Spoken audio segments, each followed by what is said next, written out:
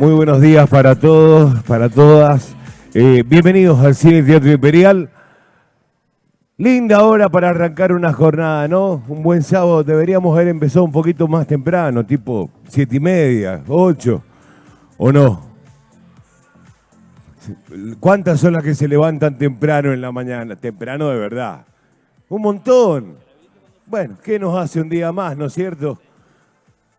Qué bueno que la educación no ocupa lugar. Y eso es la parte más importante, porque a ustedes les gusta seguir profesionalizándose. Tanto le debemos a nuestros docentes. Y acá en Maipú, eso realmente nuestro intendente Matías Estebanato lo lleva como bandera.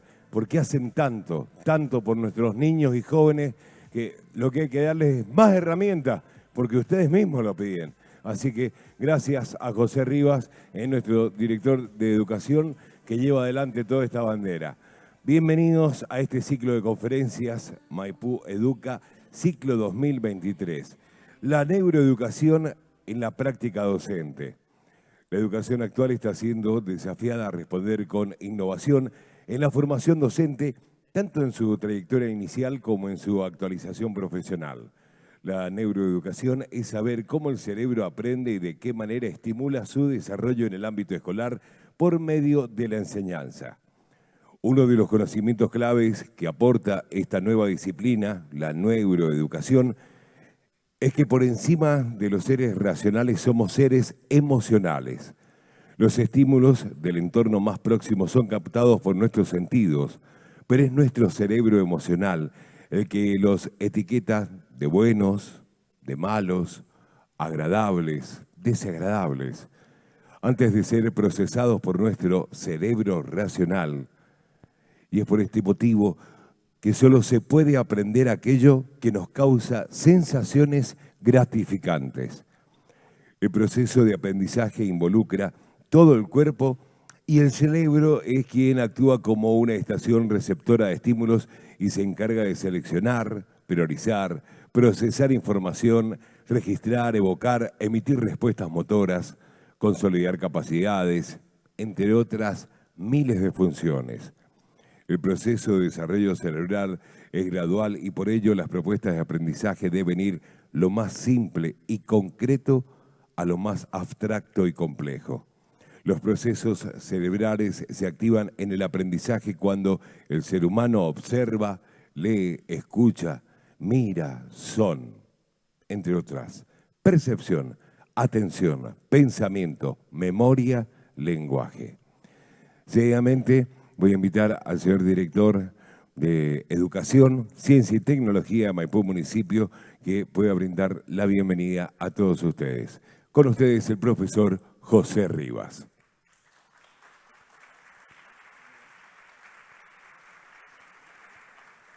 Bueno, muy buenos días, colegas. Gracias por aceptar esta propuesta nuevamente del ciclo lectivo 2023 con ciclos de conferencias. Nuestro intendente, Matías Estebanato, les envía un saludo enorme, como es de público conocimiento. Ha tenido un problema, digamos, familiar su niña, un problema no familiar, sino un accidente, y por eso hoy no se encuentra acá con nosotros. Ustedes saben que Matías siempre dice que la educación en el departamento es un pilar fundamental para el desarrollo humano. Y por eso es que cada acción que nosotros llevamos adelante, que él decide llevar adelante, siempre está orientada a tres pilares fundamentales. A estar cerca de ustedes, de los docentes, del directivo, del docente de aula, de todos aquellos que están cotidianamente con el aprendizaje, con la enseñanza y el aprendizaje del estudiante, con la gestión, porque estamos permanentemente acompañando a la gestión en todo aquello que va llevando adelante lo cotidiano, lo diario, lo que tenemos que resolver todos los días, que es ahí donde más tenemos que ayudarnos, solidarizarnos y poder salir adelante, porque un problema de una escuela es un problema de una comunidad. Y eso Matías lo refleja permanentemente y nos lo hace saber a nosotros como funcionarios. Por eso es que en esta ocasión y en este ciclo de conferencias decimos, bueno, una conferencia, ¿qué le puede aportar a la educación? Y sí, le aporta muchísimo, a nosotros los docentes nos aporta muchísimo. Lo primero es antecedente, poder tener mejores antecedentes en nuestra carpeta, incorporarlo a nuestra carpeta. Eso es uno, lo cual nos hace más competitivos a la hora de aspirar a un cargo. Pero lo segundo, que es lo más valioso de todo esto, es el conocimiento que se nos acerca. Este conocimiento que en muchas ocasiones, si lo tuviéramos que pagar, nos cuesta muchísimo decidir de ir a invertir en nuevas capacitaciones que por ahí nos lleva también a sacar de nuestro sueldo para poder hacer esas capacitaciones que queremos. En la mayoría de los casos queremos. Mire, un sábado, 9 de la mañana, lo decía Leo, acá, con esa expectativa. Y lo tercero importantísimo es cómo nosotros, como Dirección de Educación, llevamos adelante las propuestas. Proponemos, invitamos. Quien quiera aceptar, acá estamos, pero proponemos. ¿Sí? Estamos permanentemente proponiendo e invitamos, ¿no es cierto?, para colaborar con el sistema educativo, en este caso, con la educación del departamento. Y venimos con un tema importantísimo, la neuroeducación, una mirada hacia la enseñanza, una mirada hacia el aula. Pero ¿qué es eso que mapea desde la neurología, desde la neurociencia, y nos dicen se activan redes neuronales ante determinados estímulos? ¿Cómo lo trasladamos nosotros al aula? Yo finalmente me siento enseguida o a la tarde y empiezo a armar una tarea para que el lunes mis chicos aprendan. Esa relación de ese conocimiento científico que avanza en estos últimos años con mucha profundidad. La ciencia, digamos, los avances más importantes, entre tantas cosas, es conocer nuestro cerebro. Y ese cerebro cómo funciona. Y saber cómo funciona nos permite a nosotros justamente esta tarde, mañana, el lunes y todos los días hasta fin de año, poder mejorar nuestras propuestas. Porque justamente ustedes planteaban en las preguntas, ¿no?, en el 87% más o menos las palabras que se repiten es herramientas y cómo lo aplico. O sea, aplicar y herramientas. En todas las preguntas que en general se hacían, siempre estaba esa consulta. Entonces, ¿a mí me sirve un mapeo que se active por acá, que se active por este lado? Sí, me entusiasma, es conocimiento, pero lo que más me entusiasma es este estímulo que viene de afuera. Porque no puedo aprender si no viene de afuera. Luego reflexiono, ¿no es cierto? Entonces, bueno, ese es el motivo principal de esta conferencia. Quiero agradecer infinitamente al Instituto 9023, el IES, CECIT, en la figura de nuestra rectora, la profesora María Virginia Hernández, que con ella, digamos, con su equipo de trabajo, nos ha permitido que exista la propuesta para toda la comunidad educativa del departamento de Maipú, el curso La Neuroeducación, una mirada hacia la enseñanza con puntaje. Esta conferencia es el inicio.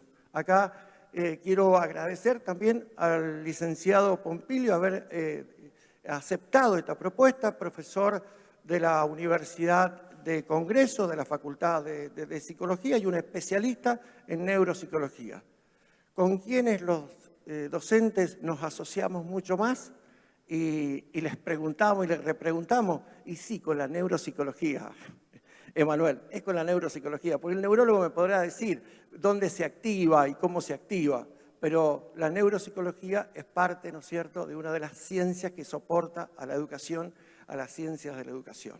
Así que bueno, agradecido infinitamente, colegas, que un sábado, yo no esperaba menos, sé que a quienes les interesa, ¿no es cierto?, y que pueden, por supuesto, porque muchas veces te interesa y no podés por distintos motivos, poder participar de esta propuesta, agradecerles infinitamente.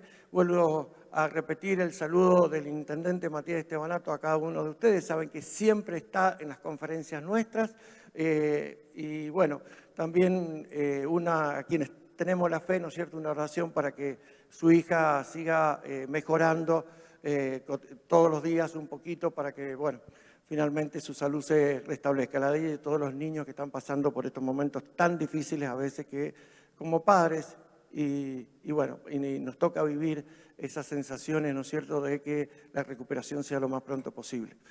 Muchas gracias y bueno, a disfrutar, ¿sí?, esta conferencia.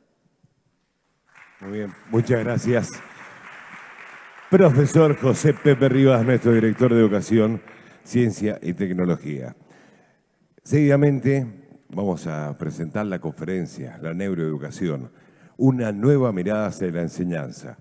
Él es docente e investigador de la Facultad de Psicología de la Universidad de Congreso, profesor en psicología, licenciado en psicología, especialista en neuropsicología. Es investigador en temas de la psicología cognitiva. Así que, qué mejor que poderlo escuchar a él, que realmente nos pueda llenar de información en nuestro cerebro, en nuestra cabeza, para que podamos aplicar. Señoras, señores, el licenciado Emanuel Pompilio. Sí. Se sale.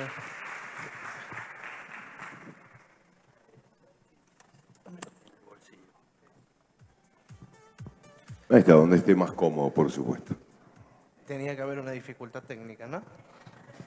Bueno, buenos días a todos. Gracias por asistir. Un día sábado. Bien, como ya me presentaron, soy profesor y licenciado en psicología.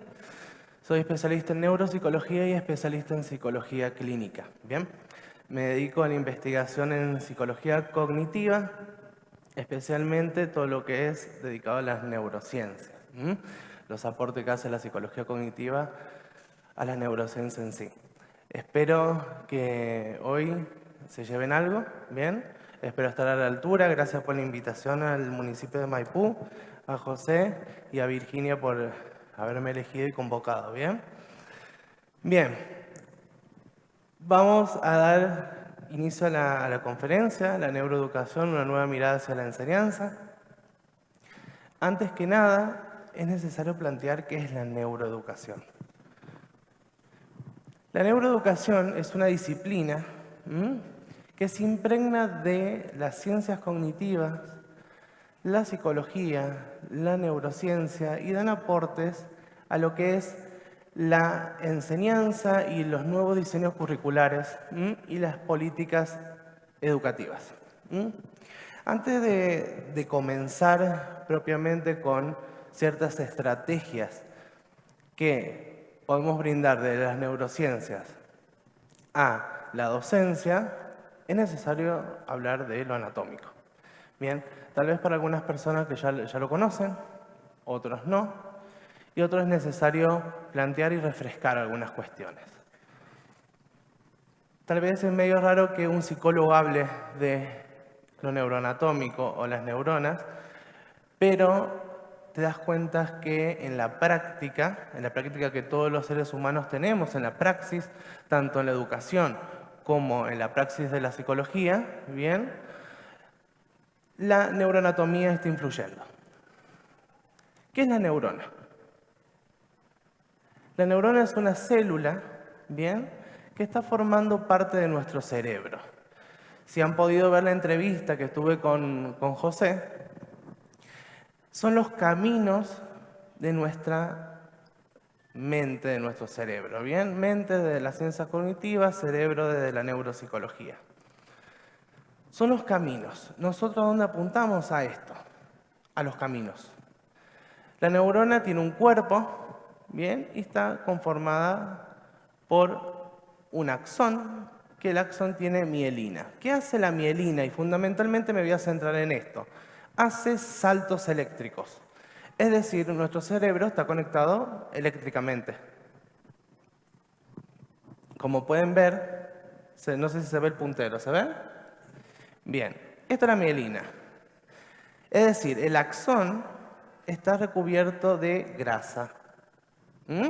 Y esto hace que el impulso nervioso salte. Si esto no estuviera, sería mucho más lento la conexión. Todas las neuronas,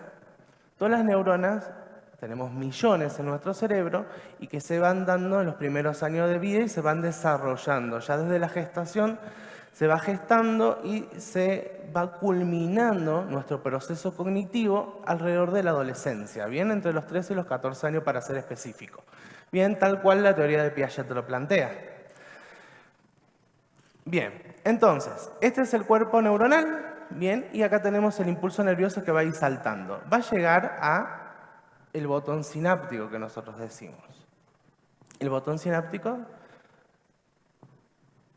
específicamente sería la transmisión del impulso nervioso.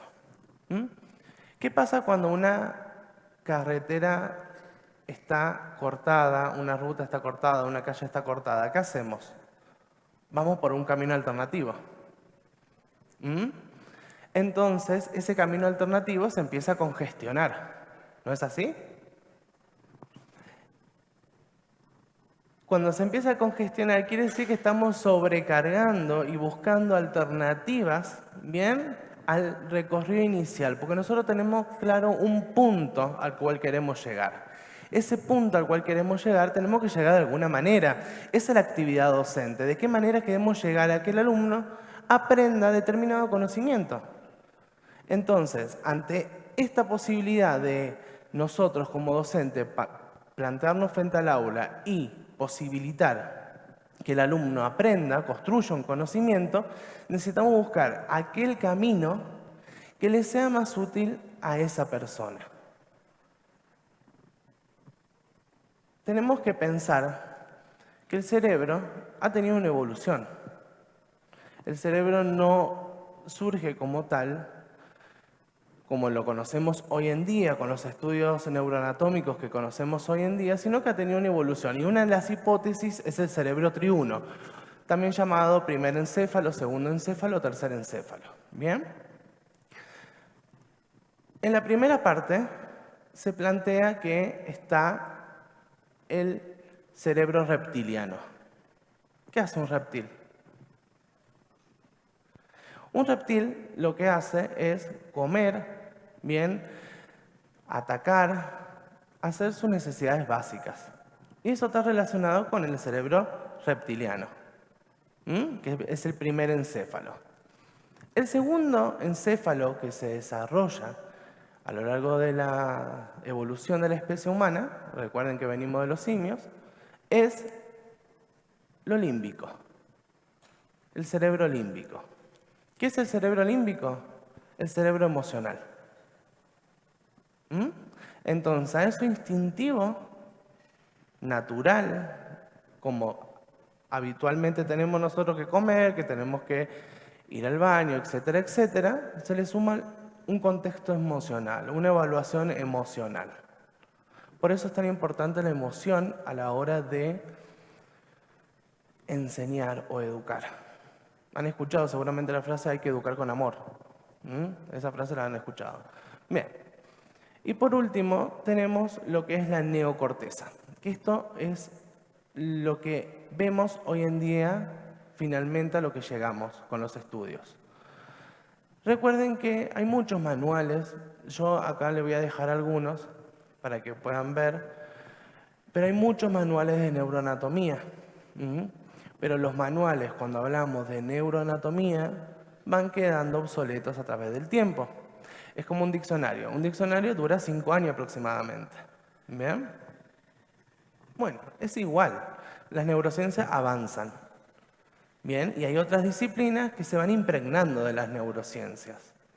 Podemos hablar de una realidad sin comprender del cerebro, saber que existe un cerebro, saber que funcionamos con un cerebro, saber que alimentamos un cerebro. No podemos pensar en una realidad diferente. Entonces, lo máximo de la evolución de la especie va a ser el neocórtex. El neocórtex, y yo le digo a mis alumnos, es la parte que nos hace humanos. ¿Qué nos diferencia de los animales? Es una pregunta que quiero que ustedes se respondan. ¿Qué nos diferencia de los animales? ¿Qué abstraemos? ¿Qué pensamos? ¿Qué inhibimos conductas? ¿Cuántas cosas quisiéramos decir a una persona con la que estamos molestos? No lo hacemos. No lo hacemos porque hay una parte del cerebro que es la parte frontal, ¿bien? La parte frontal, ¿m? Que inhibe nuestro comportamiento. Que en una persona, por ejemplo, con discapacidad, esta parte puede estar alterada. Por ejemplo, una discapacidad intelectual. Antiguamente se denominaba retraso mental. Hoy en día los manuales estadísticos, el DSM-5 2013, plantea de discapacidad intelectual. Tiene que ver con toda una evolución de lo que es la discapacidad, pero la discapacidad intelectual per se puede presentar alguna alteración en el comportamiento. Esta alteración en el comportamiento lleva a que no se inhiban conductas. Entonces, si nosotros sabemos que esta alteración de comportamiento no es porque lo quiere hacer, no es porque quiere irrumpir en la clase, sino que hay una dificultad a nivel cerebral, a nivel frontal. Por eso la neuroeducación viene a tomar aporte de la neurociencia, porque es necesario conocer. Bien, algunas de las actividades que como docentes podemos llegar a trabajar al respecto para potenciar estos cerebros, recuerden, uno habla de partes del cerebro, pero está todo integrado. El cerebro reptiliano hace referencia a las rutinas. ¿Bien? Tenemos que incentivar rutinas, estructurar rutinas. Recuerden que también, y ustedes lo saben, que la escuela es algo anacrónico. La escolarización es algo anacrónico, no es natural en los seres humanos. ¿Bien? Nosotros aprendemos de diferentes maneras. Pero en la escuela tradicionalmente se da un texto, estudien ese texto y repítanlo. No voy a decir, no voy a hacer tampoco, valga la palabra que se me viene hipócrita, y decir no lo hice yo como docente. Bien, no voy a decir eso. Pero la construcción del conocimiento no va por ese lado. O sea, puedes saber un concepto, pero ¿cómo lo relaciona con otra temática?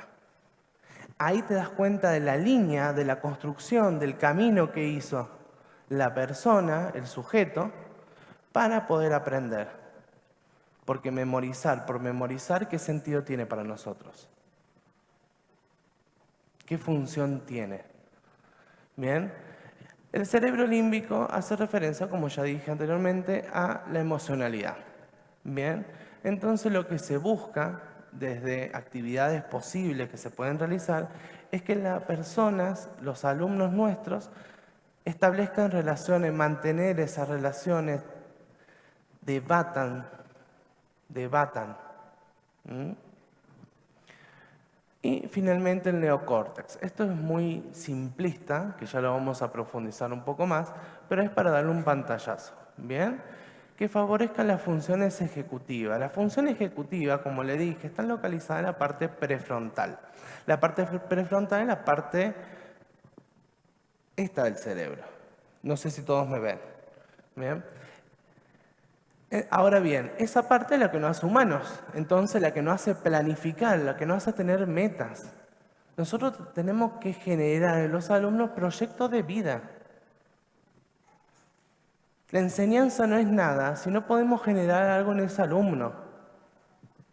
No buscamos que el alumno nos reconozca como los mejores docentes, sino que el alumno pueda hacer cosas. Bien, nos enorgullecemos por el mejoramiento que ha tenido en su rendimiento este alumno. No va por el lado personal, va por el lado que ese alumno aprenda y construya conocimiento y que le sirva para su futuro. El cerebro. El cerebro es la parte más compleja del ser humano y forma parte del sistema nervioso central. ¿Bien? Y está rodeado por líquido cefalorraquídeo. Es mucho más complejo de explicar, pero yo lo quiero hacer con simples palabras. Bien, el cerebro es un órgano complejo, algunos lo plantean como un músculo complejo, bien, que nos permite pensar, trabajar, vivir, respirar, controla todo, nuestros movimientos. Todo controla nuestro cerebro. El líquido cefalorraquídeo también viene como medio de protección y está recubierto por el cráneo el cerebro. ¿Por qué está recubierto por el cráneo? Porque ante un golpe, permite que el cerebro no se lastime.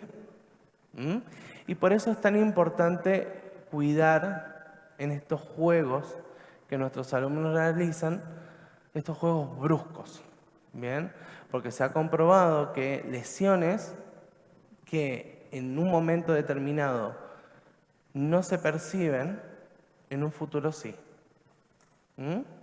Y esto es una línea que le doy a los profesores de educación física, si es que hay alguno acá.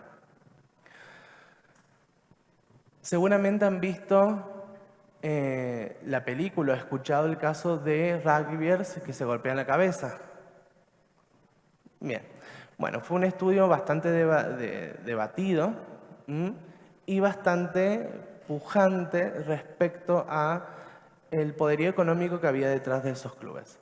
Lo que se descubrió, les resumo, lo que se descubrió es que los golpes reiterados en la cabeza generan daño cerebral. El daño cerebral muchas veces también se encuentra en la discapacidad intelectual. Pero tenemos que, nosotros como docentes, tenemos que poder trabajar y desarrollar. A ver, el que tenga una discapacidad no le impide a esa persona poder desenvolverse en la vida. No lo caratulamos, no debemos caratularlos con tiene esta discapacidad. ¿Qué esperamos? Esperamos esto. Tenemos que corrernos de los manuales. Tenemos que buscar estudiar, ver papers, estudiar papers. Hay muchas cosas actuales. Y como les dije anteriormente, todo lo que es la neuroeducación avanza muy, muy rápido. Muy rápido. Los hemisferios cerebrales. Los hemisferios cerebrales se ha estudiado que cada uno tiene una especialidad o una función particular respecto a nuestro comportamiento. El hemisferio izquierdo se especializa en el lenguaje. Tradicionalmente se plantea esto. Sí, podemos decir que los núcleos, hablando de sustancia negra y sustancia blanca es la parte blanca del cerebro. Seguramente han visto un cerebro de algún animal. La parte blanca son todos los axones de mielina. ¿Lo han visto? El cerebro de una vaca, por ejemplo. Bueno, son todos los axones de mielina. Y dentro van a ver sustancia negra. Van a ver puntos negros, pelotas negras. Esas pelotas negras son los núcleos. Y esos núcleos están las funciones, es decir, están las cabezas de las neuronas. Donde funciona, donde da una función determinada. Ahora bien, los hemisferios tienen cada uno una función, como le dije, el izquierdo el lenguaje. Todo esto viene a desarrollarse a principios del siglo XX, en donde, como toda ciencia, ha tenido inicios a veces vergonzosos, podemos llegar a decir, o cuestionables. ¿Cómo se empezaron a dar cuenta los neurocientíficos de las funciones cerebrales? Debido a que había accidentes. ¿Qué accidentes hubo a principios del siglo XX? ¿Alguno me podría decir? ¿Qué guerra hubo? ¿Qué guerras hubo? Primera Guerra Mundial, Segunda Guerra Mundial. Y se empezó a investigar muchísimo con las lesiones que sufrían los soldados. No solamente a nivel de la neurociencia, sino también a través de la ciencia cognitiva. Se empezó a estudiar desde ambas disciplinas. Empezaron a ver que cierta alteración en determinada área daba como resultado determinada secuela. Por eso se asocia tradicionalmente a la neurociencia con la patología. Y quiero correrme de ahí. Es algo de lo que yo investigo. Empezar a corrernos de lo malo, lo patológico, y empezar a ver lo positivo. Darle una vuelta de tuerca a esto. Es decir, ¿qué potencialidades puedo yo ver? ¿Y cómo lo traslado a la neuroeducación? ¿Qué potencialidades puedo desarrollar en este alumno? No es bueno para esto, pero para esto sí. O a través de esto puedo lograr esto. Empezar a ver alternativas. Y eso es lo que yo quiero hoy transmitirles. Bien, quiero que hoy construyamos esto de que los alumnos puedan construir conocimiento a través de diferentes estrategias. Entonces, volviendo a los hemisferios cerebrales están conectados por el cuerpo calloso. Bien, es necesario que lo plantee, en donde el cuerpo calloso es principalmente sustancia blanca. Bien, conecta ambos hemisferios cerebrales. Entonces, tenemos el izquierdo, con el que descubre la función del lenguaje fue Broca. Bien, seguramente si se dedican a discapacidad o si han tenido en su cursado como docentes, la fascia de Broca, ¿la han escuchado en algún momento? Bueno, la fascia de Broca tiene que ver con la articulación del lenguaje. Bien, cómo nosotros articulamos el lenguaje. Entonces, el primer descubrimiento dijeron, bueno, a ver, acá en el hemisferio izquierdo, ahí está esta lesión y pasa esto.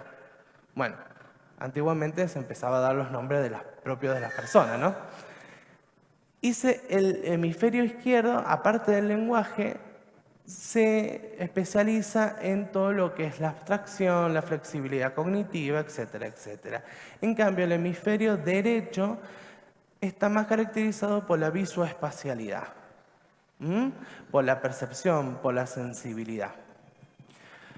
Pero podemos decir, hoy en día, con los avances que ha habido, podemos decir que cada hemisferio es único, muy diferente al otro, no.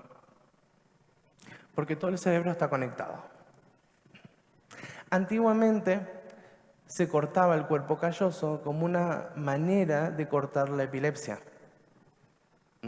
para que no hubiese conexión entre los hemisferios. A ver, esto está comprobado que en la mayoría de los casos no funciona, no sirve. Por eso les digo el avance que ha tenido la neurociencia. Yo no le vengo a dar una clase de neuroanatomía específicamente, pero es necesario que yo plantee algunas cuestiones para poder comprender en base a qué la estrategia que nosotros realizamos está localizada en determinada parte del cerebro. Algunas funciones, bien, la parte frontal, bien, las funciones más que se plantean como superiores, bien, o high mental function, la área motora funcional, bien, la área sensitiva, la área de Wernicke. El área de Wernicke tiene que ver con la comprensión del lenguaje. También se puede haber escuchado como afasia de Wernicke. Tenemos el área somatosensorial, que la somatosensorial conecta los estímulos. Bien, conecta los estímulos para dar una respuesta. Y la área visual. La área visual está ubicada acá. Entonces, una lesión en la parte posterior de nuestro cerebro puede dar lugar a una ceguera, que tal vez tradicionalmente se piensa que tiene que estar en la parte frontal. Antes de continuar con esto, me gustaría saber si hay alguna pregunta respecto a la parte neuroanatómica, alguna duda.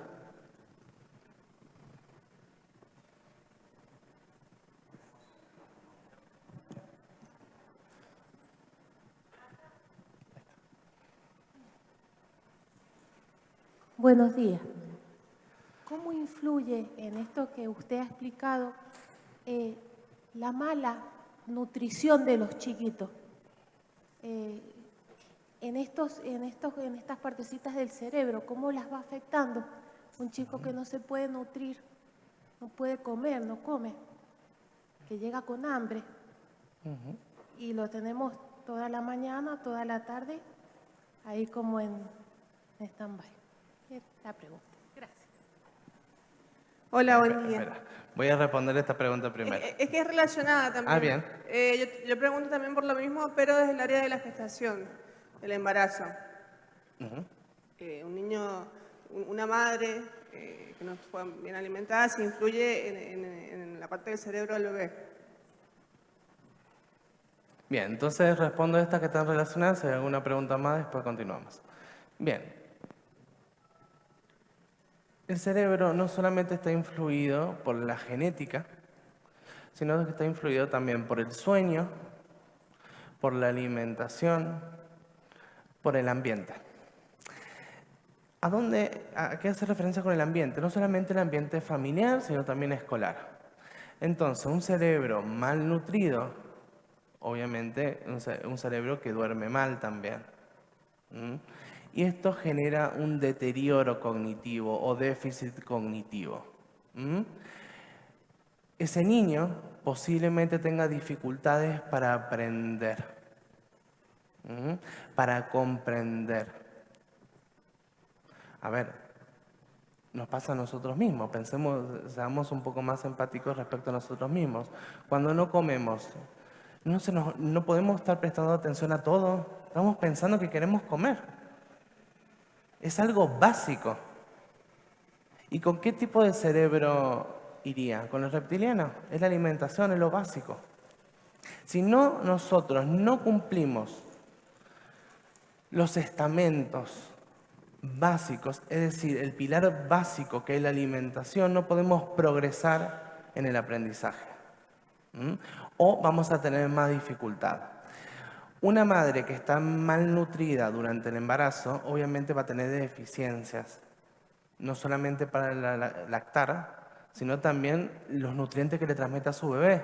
Por eso es fundamental lo que se plantea comúnmente, que la madre le debe dar el pecho a su hijo. Porque no solamente es que lo alimenta, sino también le transmite su inmunidad. Y al transmitirle su inmunidad, esa persona puede defenderse, esa futura persona y sujeto puede defenderse del medio, ¿bien? De los virus que hay alrededor. Entonces, para cerrar, una persona que no se alimenta bien va a tener dificultades en el aprendizaje. Bien, lamentablemente vivimos en un país donde esto sigue sucediendo.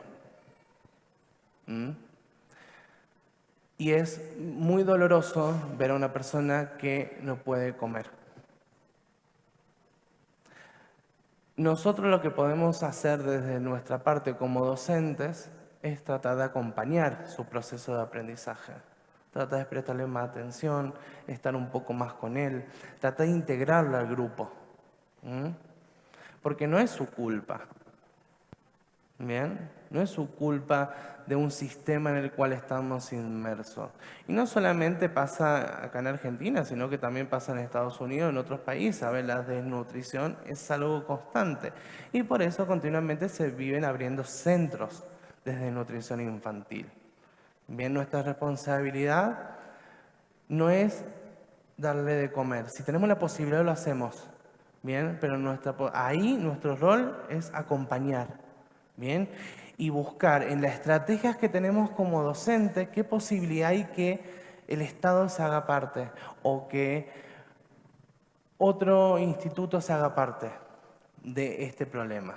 Bien, ahora tenemos posibilidad de comunicarnos con otros institutos, hacer derivaciones, preguntarle a conocidos, preguntarle a colegas. Me pueden mandar mail a mí y yo le respondo a dónde derivar. Bien, o sea, ahora se tiene más acceso a eso. Pero es necesario saber que la alimentación afecta el desarrollo de nuestro cerebro. Es decir, lleva a que esta mielina no se desarrolle tan rápidamente, que haya menos conexiones neuronales. La conexión neuronal que más va a estar, ahí no me sale la palabra ahora, pero que va a estar más llena, digamos, la de la alimentación. Entonces, necesito yo alimentarme para poder ocuparme de otro camino. Si yo solamente estoy pensando en este camino, desarrollo este camino y voy por este camino, nunca voy a conocer otra parte de la ciudad. ¿Quedó claro? Bien. ¿Alguna pregunta más?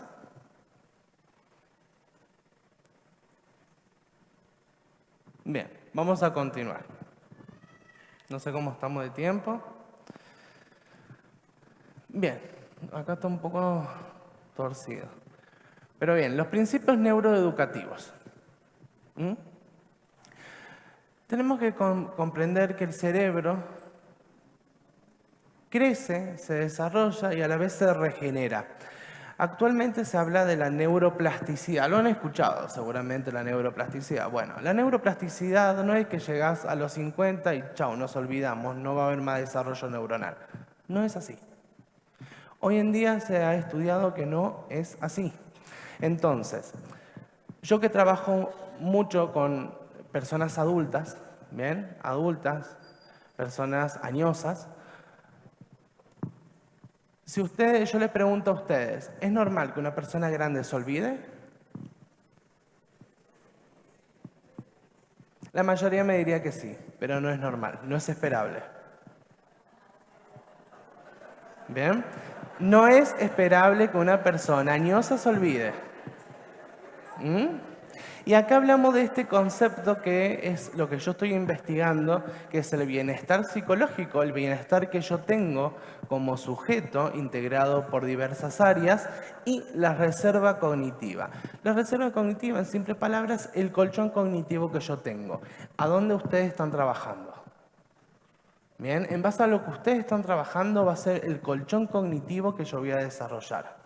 Podemos decir que una persona analfabeta va a tener menos colchón cognitivo que una persona que ha estudiado un posgrado. Está dividida esa. No, la respuesta es no. ¿Por qué? Porque hay otras cuestiones que se trabajan. El ser humano aprende en diferentes medios. ¿Bien? Aprende en diferentes medios, empieza a utilizar estrategias diferentes. Bien, ¿y podemos decir que esa estrategia está mal y la mía está bien? No, no podemos decirlo. Bien, entonces este colchón cognitivo es el que nos va a potenciar. ¿En dónde están trabajando ustedes hoy en día? En el colchón cognitivo. Bien, reserva cognitiva para ser específico. Entonces, tenemos un cerebro que aprende, que se regenera y que se enseña a sí mismo, que se desarrolla. ¿Bien? El cerebro es único e irrepetible, depende de muchos factores, entre ellos los ambientales, nutricionales, lo que tiene que ver con el sueño. Si una persona duerme mal, obviamente va a estar irritable. Bien, a todos nos ha pasado eso. Entonces, una persona que está irritable puede concentrarse, puede prestar atención. Y si empezamos a hablar de las funciones cognitivas, puede tener una atención selectiva con el discurso que yo estoy dando respecto a la revolución industrial. No, no puede. Hay diferentes factores que lo llevan a tener dificultades en el sueño, ¿bien? Pero acá digamos que puede llegar a haber problemas respecto a que está todo el día jugando a los videojuegos, que ahora es muy común que los alumnos lo realizan, y se duerme tarde. ¿Bien? También tenemos, el cerebro aprende a través de patrones. Los detecta, los aprende. Es decir, nuestro cerebro va y viene. Piensen en no me sale cómo se llama, esto que da la vuelta. Un boomerang, ahí está. Bien, gracias. Un boomerang. Va y viene el cerebro, va buscando alternativas, caminos, patrones. Es decir, lo que yo voy enseñando, por eso tenemos alumnos en primer año o en primer grado, después tenemos alumnos en segundo, en tercero, pero nosotros no salteamos de primero a sexto. ¿Por qué no salteamos? Porque se requiere una construcción de conocimiento para llegar a determinado caudal de conocimiento y que nosotros evaluamos en sexto grado. ¿bien? O el último año de la secundaria. ¿Mm? Entonces, esos son los patrones. Esos son los patrones. Las emociones matizan. Y esto es fundamental plantearlo, que si nosotros no nos emocionamos con el conocimiento, no vamos a aprender. Así. Simple. Si nosotros el conocimiento no nos emociona, no aprendemos. Algunos autores plantean que tienen que ser emociones positivas. Otros plantean que no. Y yo estoy de acuerdo con el que no. Tiene que haber tanto emociones positivas como negativas para aprender. ¿Bien? Si ustedes se ponen a pensar en su desarrollo escolar, que cuando se viene algo a la mente, ¿es un recuerdo que tiene que ver con una connotación emocional? Bueno, entonces no lo podemos disolver, no podemos separar esa conexión, no podemos decir no existe. Y el cerebro aprende a través de diferentes vías. ¿Cuáles son las vías? La visual, la auditiva. Aprende a través de diferentes canales que nos llevan a que desarrollemos nuestra inteligencia. Y el cerebro, como le dije anteriormente, y es algo que es necesario remarcar, que el cerebro no está solamente influido bajo la genética y el ambiente. Bien, hay otros factores que también influyen. Bien, esto es, acá se plantea la genética y el ambiente, no, pero también hay otros factores más. Bien, como es la alimentación, como es el sueño. Bien, hay estudios que hablan, que hace 10 minutos estaba hablando con Virginia, de la cronobiología, la cronopsicología. Son estudios que realizan la neurociencia respecto al sueño. Bien, se trabaja con privación de sueño. Bien, ¿qué efecto tiene la luz en nuestros cuerpos? Esos son los estudios más actuales que hay, y en donde la oferta académica ustedes pueden llegar a encontrar. Podemos decir, esta persona está determinada por un componente genético solamente.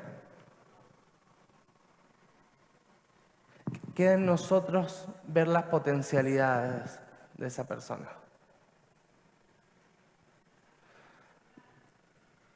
Muchos alumnos me plantean en su práctica, bueno, a ver, voy a tener chicos con discapacidad, ¿qué hago? ¿Qué hago? Primero, observar. Es fundamental observar. Porque de la observación, a ver, es un método que nosotros utilizamos en la ciencia.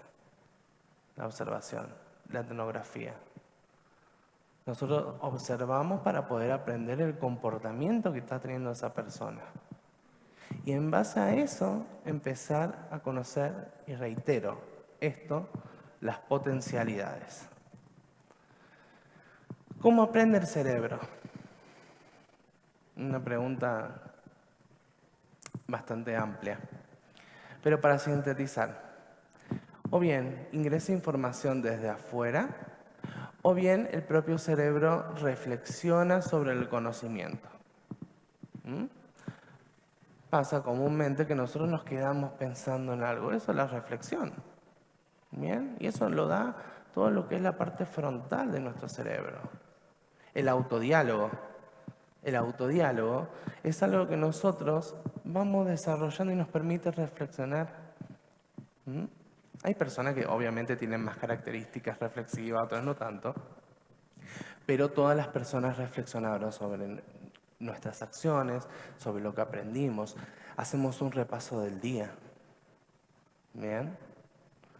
Esta información va al tálamo, que es un núcleo, ¿bien?, de sustancia negra. Y simultáneamente es enviada a diferentes áreas, visual, auditiva, olfativa, y es almacenada.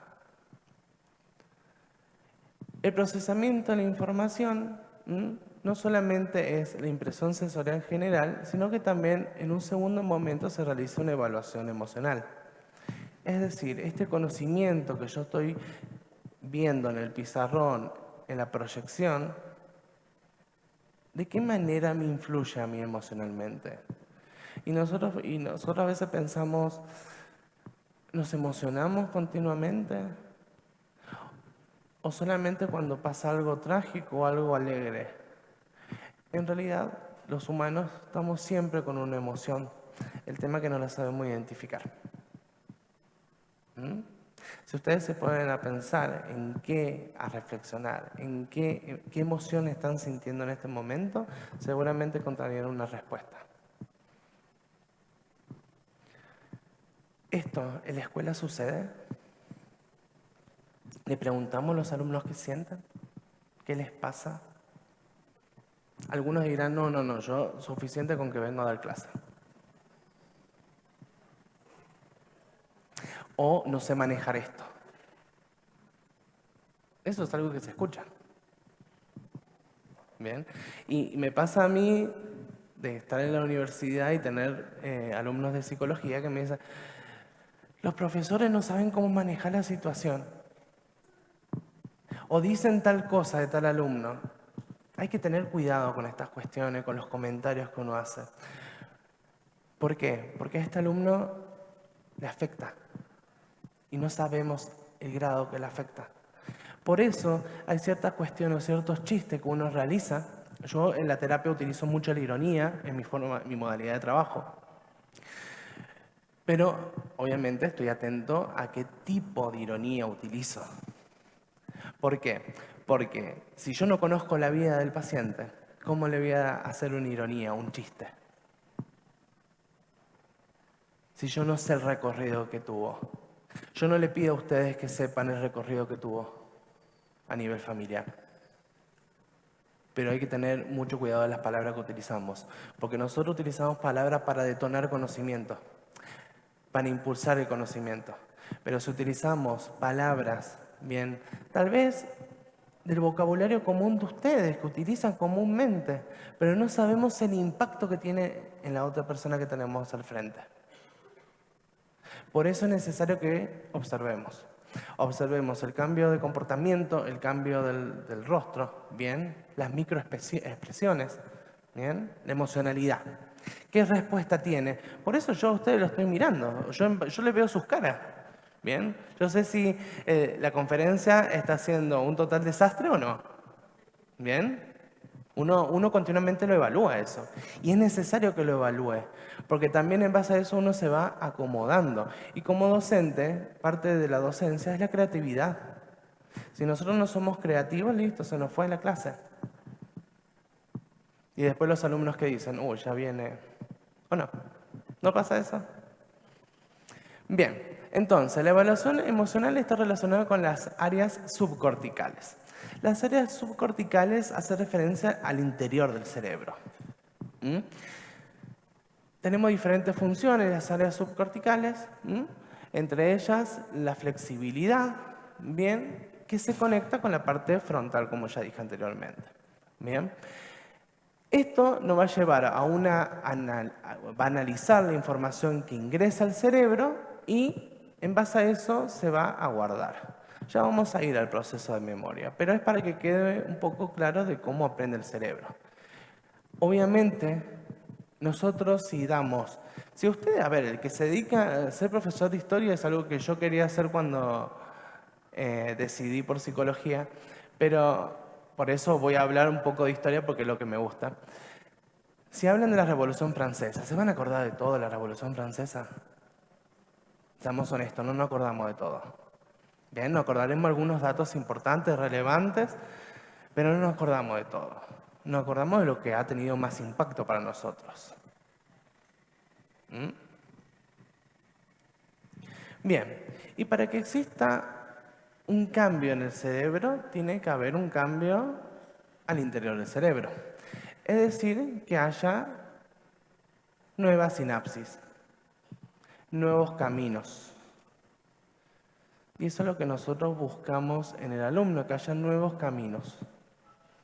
reforzar caminos que han sido dejados por diferentes causales, y buscar otros. Que lo puedo plantear como algo analógico a cuando el neuropsicólogo trabaja con una lesión cerebral. Nosotros cuando trabajamos con lesiones cerebrales hablamos de rehabilitación cognitiva. Es decir, buscar caminos alternativos a lo que queremos lograr. Apelar a otro camino, a otra manera de que esta persona pueda aprender. ¿Bien? Aprender con H. ¿Bien? Por eso lo planteo de esta manera. Una de las funciones cognitivas que tenemos, ¿bien?, es la percepción. Yo elegí algunas para que podamos, le pueda dar algunas estrategias propiamente y otras ya la veremos más adelante en lo que es el curso. Pero propiamente, la percepción. La percepción es el significado que se le asigna a un estímulo. ¿Es subjetivo esto? Exacto, es subjetivo. Bien, la percepción viene por diferentes medios. Bien, auditivo, olfativo, gustativo. Es necesario como docente que estimulemos más de un registro. Pero la percepción no puede ir sola. La percepción va con la sensación. La sensación es la captación del registro. Simplemente eso, es captar el registro. Pero la percepción le da ese tinte subjetivo. Por eso, cada cerebro es diferente. Si nosotros... ¿Vieron esas imágenes que corren por internet? ¿Qué color ves este vestido? Y que cada persona lo ve, yo lo veo azul, yo lo veo gris, o como fuese. Bueno, esa es la percepción que uno tiene. Y esto es necesario tenerlo en cuenta a la hora de trabajar. Se plantea que las imágenes, los sonidos, los olores, los somáticos hacen referencia al cuerpo. Bien, es la palabra técnica. Desarrolla las funciones cognitivas superiores, que las funciones cognitivas superiores, neocórtex o funciones ejecutivas o parte prefrontal. Bien, dan lugar a la sensación y la percepción, y esto permite la construcción. ¿La construcción de qué? Del conocimiento. Atención. La atención es un proceso que permite establecer un orden. Cuando nosotros vamos por la calle, ¿prestamos atención a todo? ¿Cuál sería la respuesta? Entre sí y no, claro.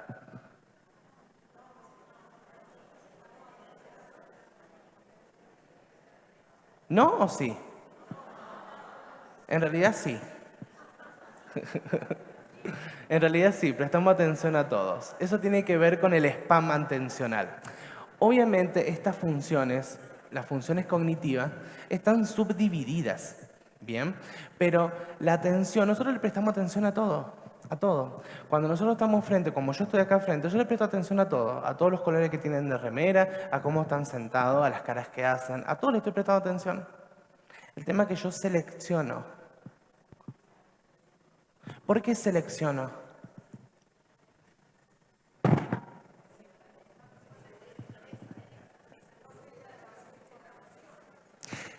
Selecciono porque si no mi mente se satura. Mi mente se satura si presto atención a todo. Entonces yo me localizo, selecciono determinado estímulo que me llama la atención. Me llama la atención ¿por qué? Por las características del estímulo, por la parte subjetiva, por la percepción. Porque es rojo y me gusta el rojo, porque está usando determinado corte de pelo y me llama la atención determinados lentes, entonces yo me focalizo en esa persona que tiene tapado rojo. A ver, si nos ponemos a pensar, cuando uno va en colectivo, mira por la ventana, no sé si a todos les gusta la ventana, pero a mí sí, va del lado de la ventana y va mirando a la gente. Pero de toda esa gente que vio en todo su trayecto, recuerda algo particular de una sola persona o de algunas personas, o de un lugar. Bien, eso es la selección del estímulo.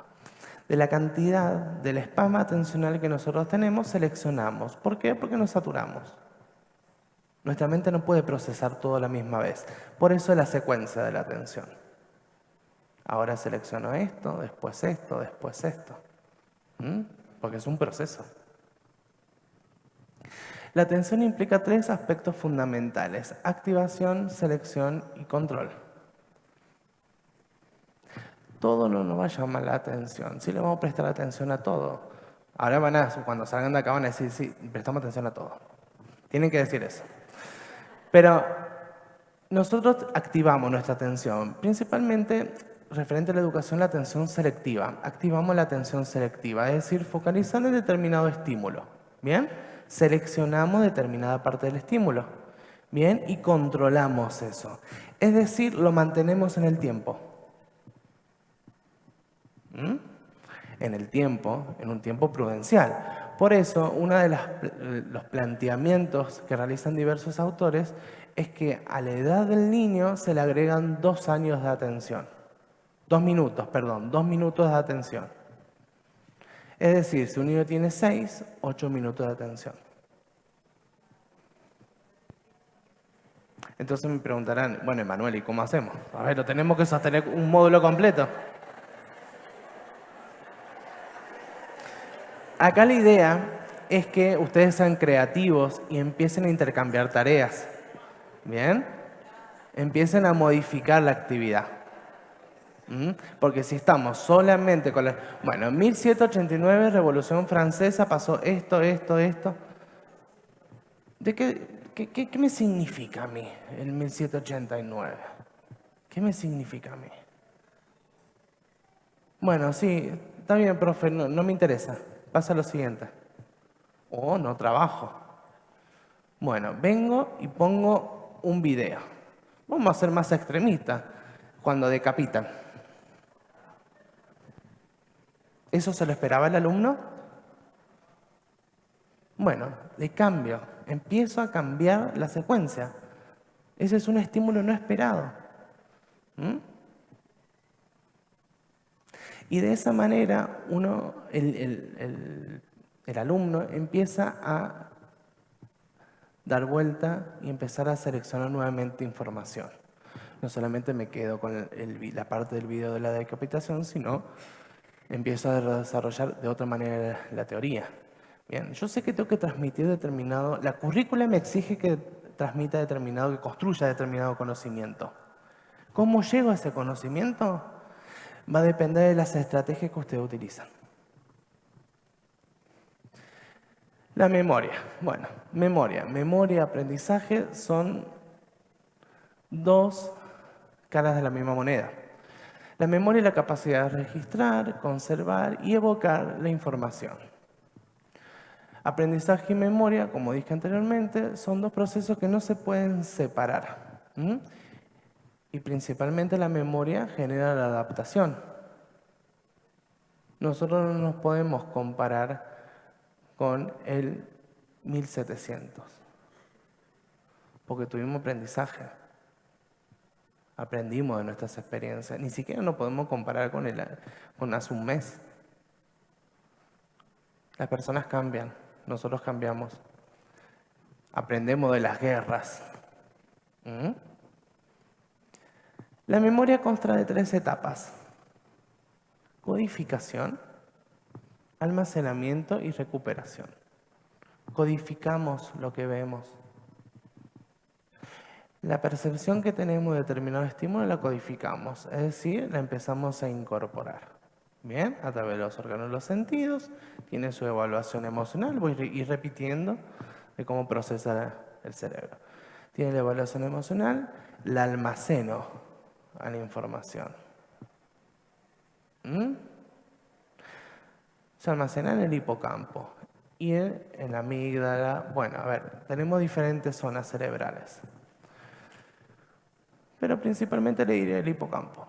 La almacenamos a la información y después la recuperamos. Si yo a este alumno Y voy a volver con el ejemplo porque voy a ser reiterativo con eso. 1789. Uno le pregunta a sus alumnos, ¿qué significa 1789? ¿Qué pasó en 1789?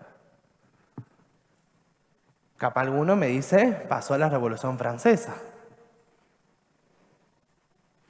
Bueno, anota la palabra Revolución Francesa. ¿Qué es revolución? ¿Dónde está Francia? ¿Qué detonó la Revolución Francesa? ¿Fue solamente la Revolución Francesa? Y ahí vamos asociando el aprendizaje. Ahí vamos realizando el aprendizaje. Ahí vamos evocando información que tenemos guardada. Capaz en la casa de ese alumno hablan de política. O capaz no. ¿Bien? O capaz uno le pregunta al alumno, ¿saben lo que es una revolución? ¿Saben cómo se lleva a cabo?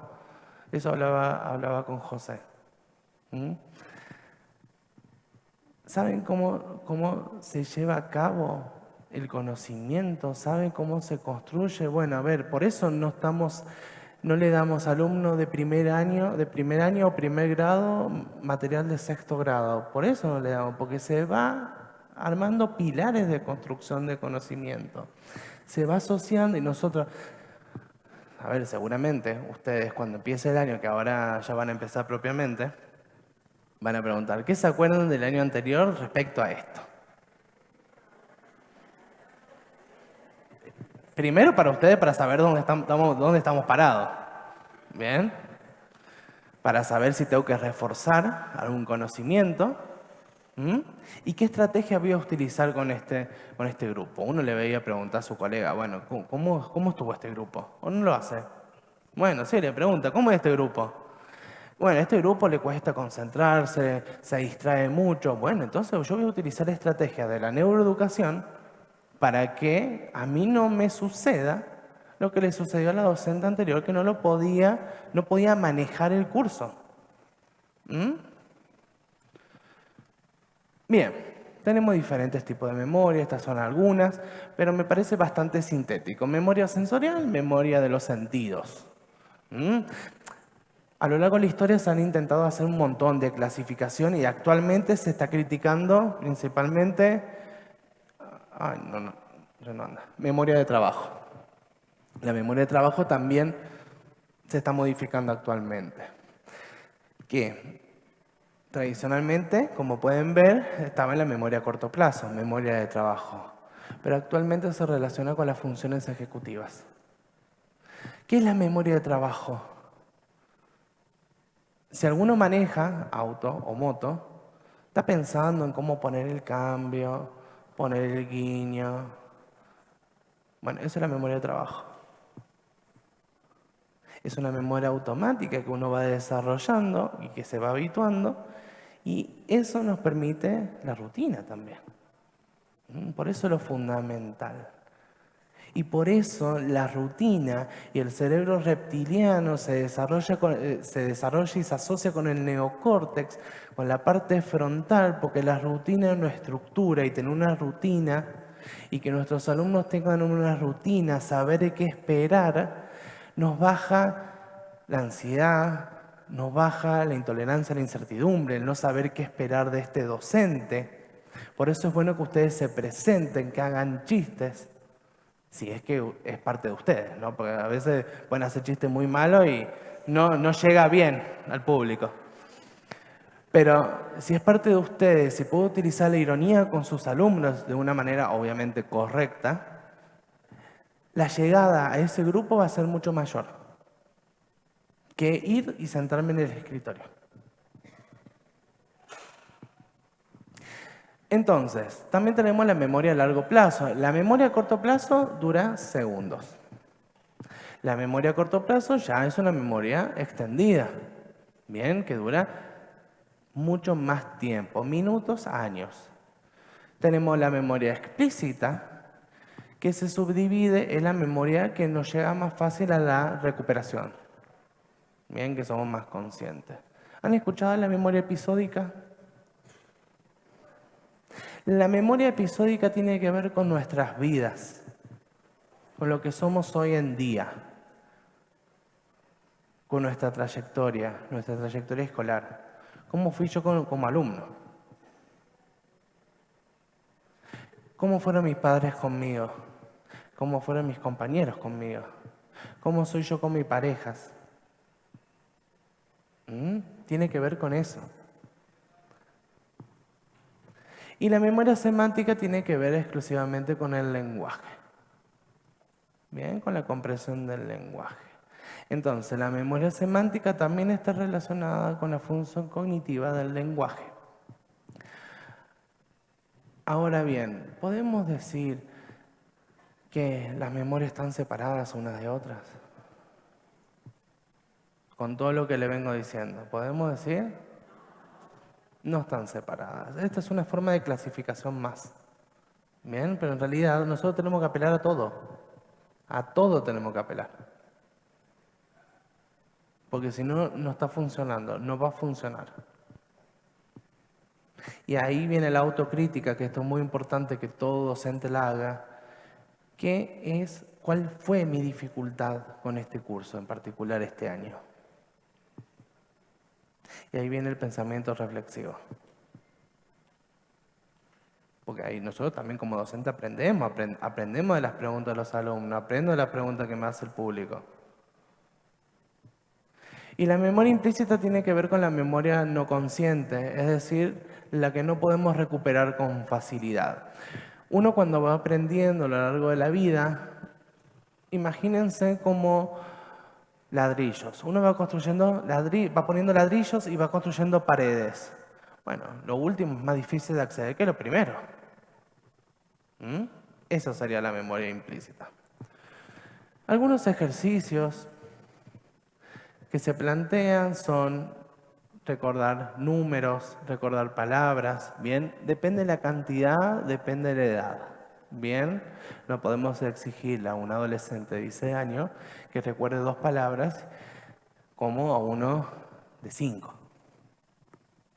Bien, estos son algunos de los ejercicios que se pueden llegar a plantear.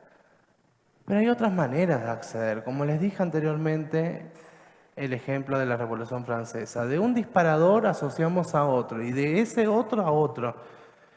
Y cuando quieren ver ya estamos dando la Revolución Industrial. Porque empezamos a asociar el conocimiento. Empezamos a utilizar disparadores y eso es lo que nosotros utilizamos. Y bueno, y es una estrategia didáctica que utilizamos comúnmente, disparar. ¿Para qué? Para generar interrogantes. Porque si la persona que tenemos enfrente no se pregunta, ¿de qué funciona nuestro trabajo?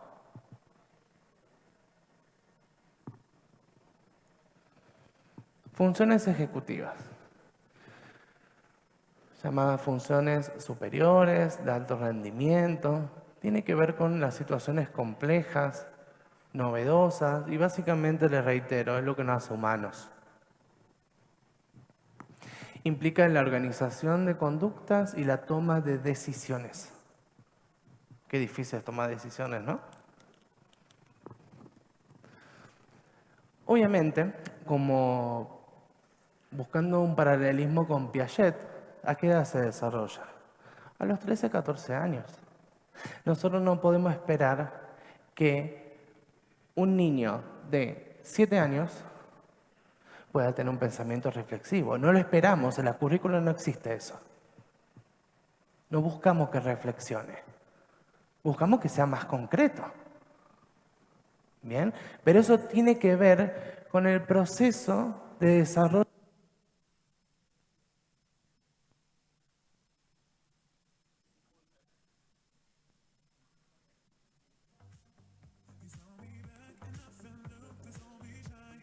Hola, hola.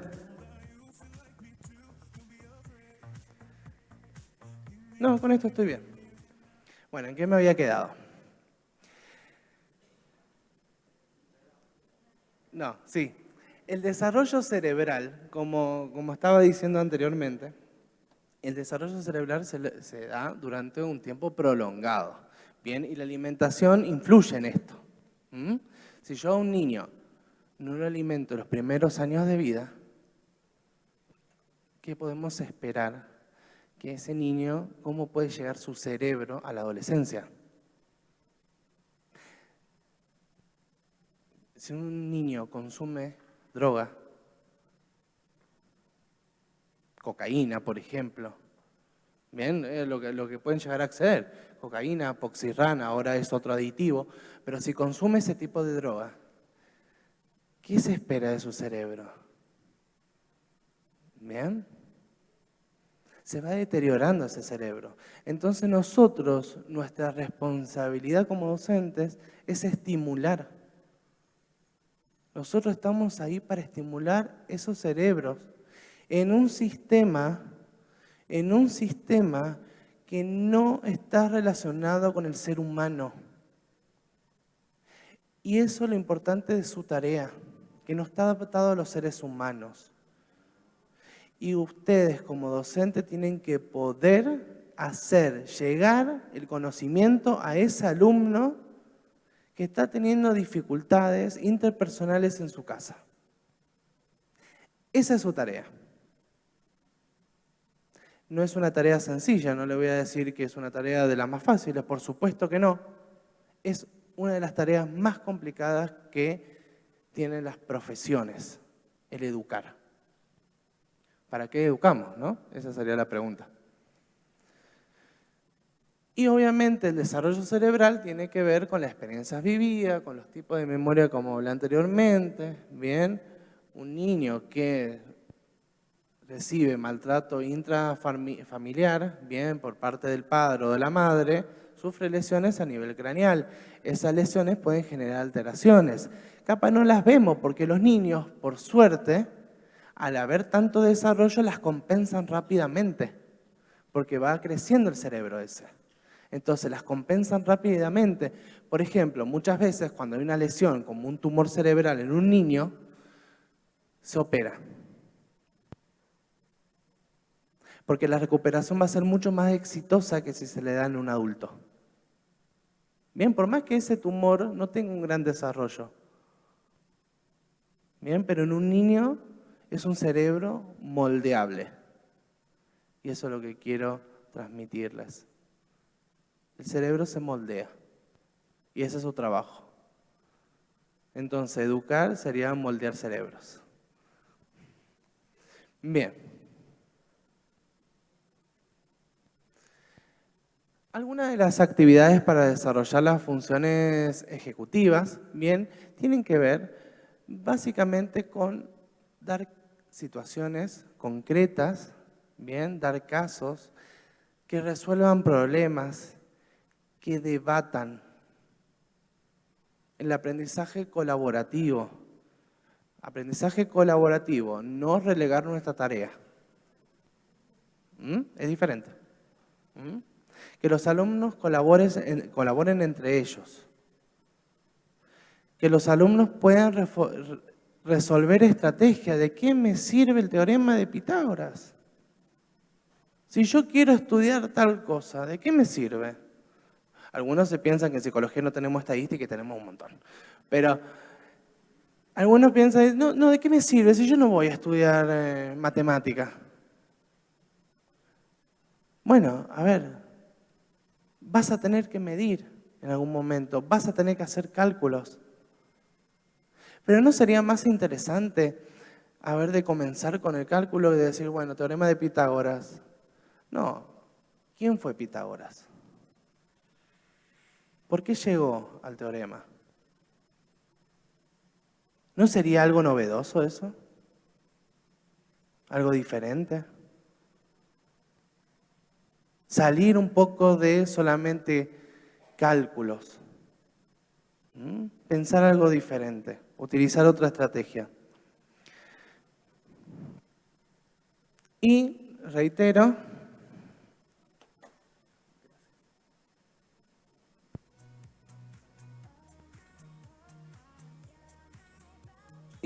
el tema de las emociones.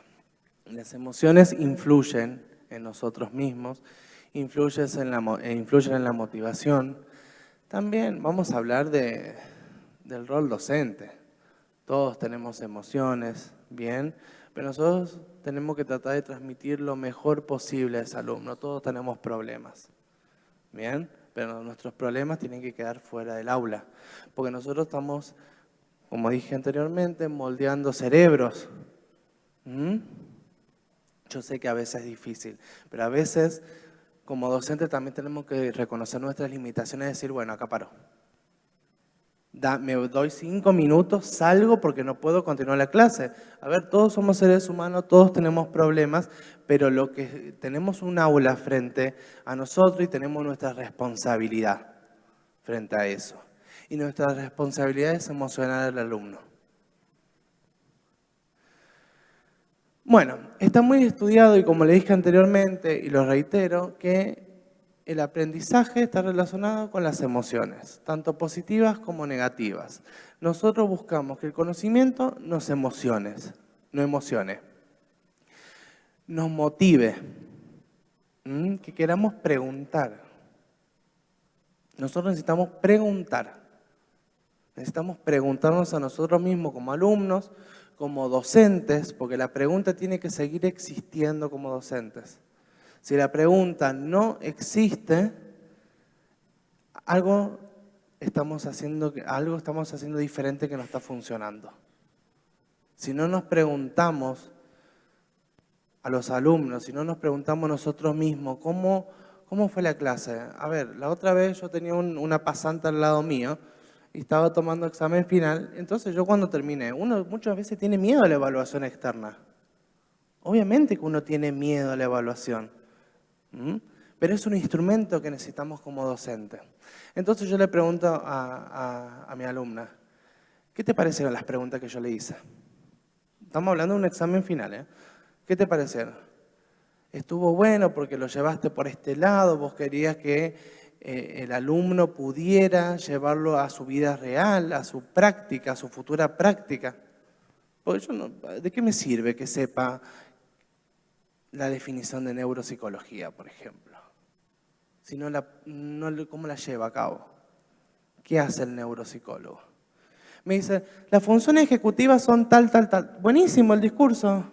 ¿Cómo lo vemos? ¿Cómo lo vemos? Y eso es lo que estoy tratando de transmitir a ustedes. ¿De qué me sirve saber las funciones ejecutivas? Genial, una definición existe. Pueden encontrar miles de funciones ejecutivas porque han cambiado a lo largo de la historia un montón. Pero ¿de qué me sirve saber una definición? A mí lo que me sirve es saber qué puedo hacer con el alumno.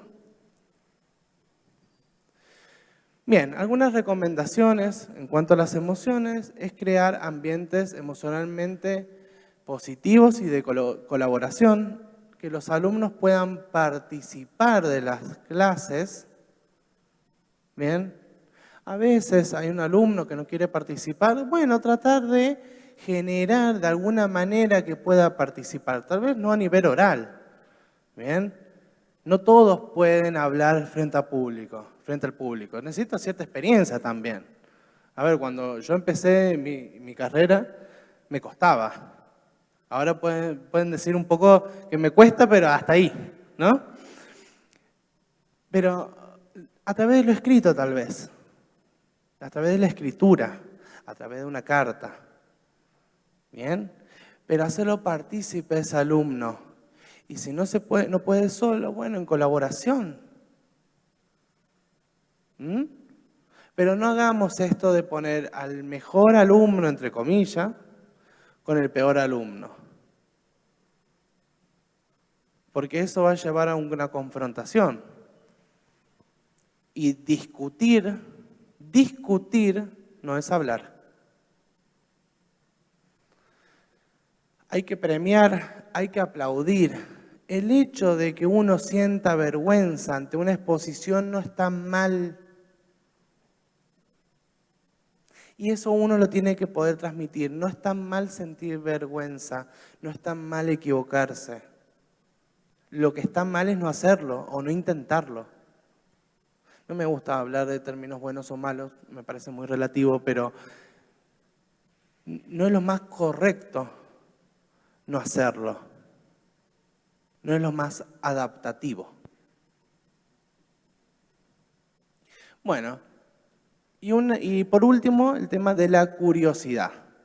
Bien, ¿cómo desarrollamos la curiosidad?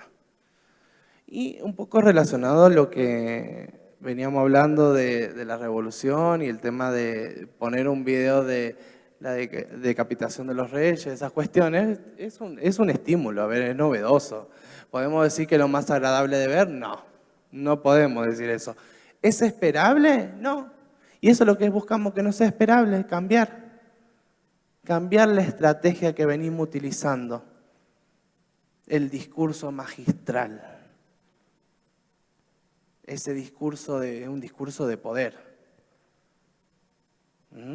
Yo no le estoy pidiendo que sea una relación simétrica con el alumno. Lo que le estoy pidiendo es que escuchen también a sus alumnos. Bien, y algunas de las actividades que se pueden llegar a plantear o repensar para generar la curiosidad son realizar actividades que favorezcan la imaginación, enseñar a los estudiantes a generar, ¿bien?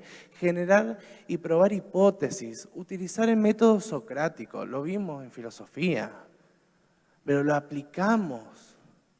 Tenemos que preguntar ¿por qué? ¿Por qué? ¿Por qué? ¿Por qué los niños de 3, 4 años hacen tantas preguntas? Uno dice, ay, no me pregunten más porque ya no sé la respuesta.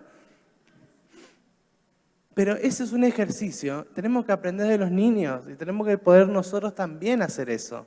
Empezar a preguntar ¿por qué? ¿Por qué esto sí y por qué esto no?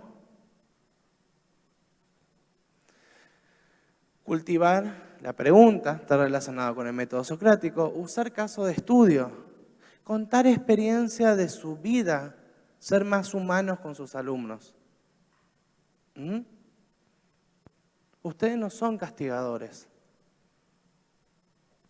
Ustedes son seres humanos que están parados frente a otros seres humanos. Y bueno, si en algún momento tienen que retirarse porque pasó alguna situación X, como les decía anteriormente, porque todos tenemos problemas, es necesario ser auténtico.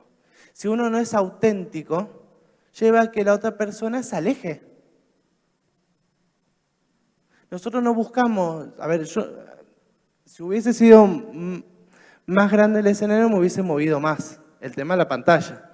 Pero yo hablaba con José y con Virginia de bajar. Bien, pero es medio difícil por los micrófonos, bueno, ya vimos.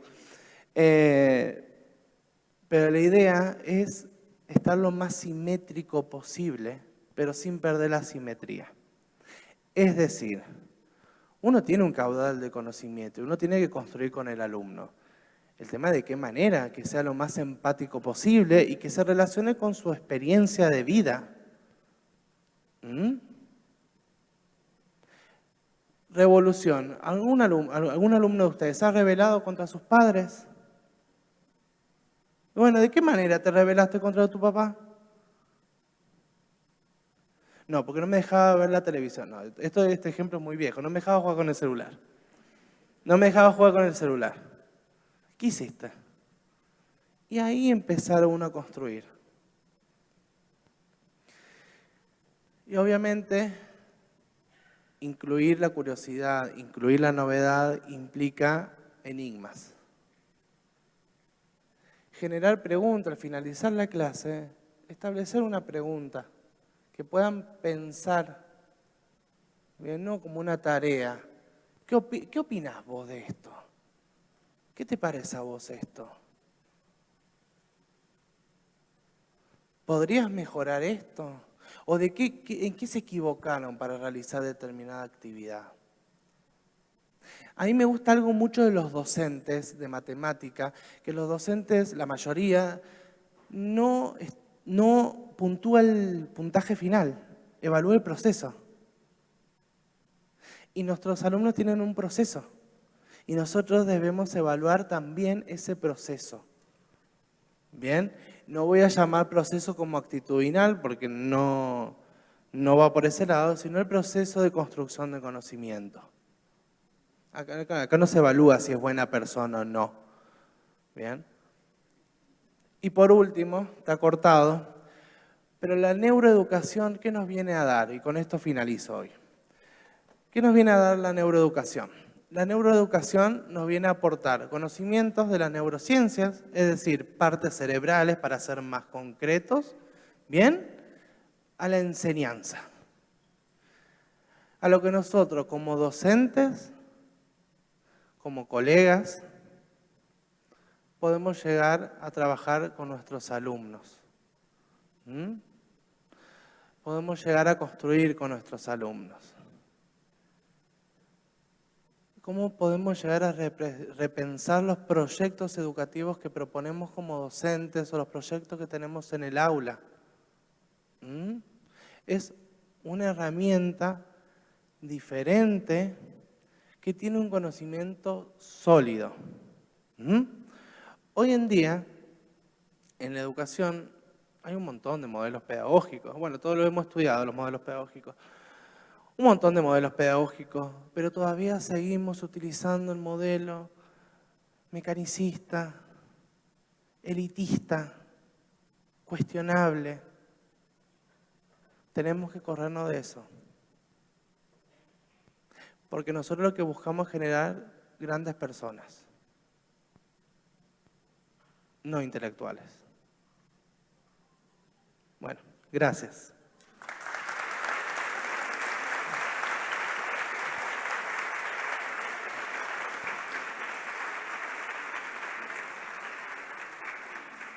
Bueno, Emanuel, agradecerte, ¿no? Vení a agradecerte nuevamente la Municipalidad de Maipú, el Departamento de Maipú, los vecinos y vecinas, los docentes de las escuelas del departamento te agradecen tu exposición. Ha sido espectacular. ¿Los nervios ya pasaron? Ya pasaron un poco. Genial. Bueno, un aplauso para nosotros. Muchas gracias. Y decirte que en esto que vos decías de la ironía y todo lo demás, bueno, yo estoy re bien en la atención, porque yo le sumo 2 minutos a mis 54 años, estoy en 56 minutos. Muchísimas gracias. Gracias por asistir.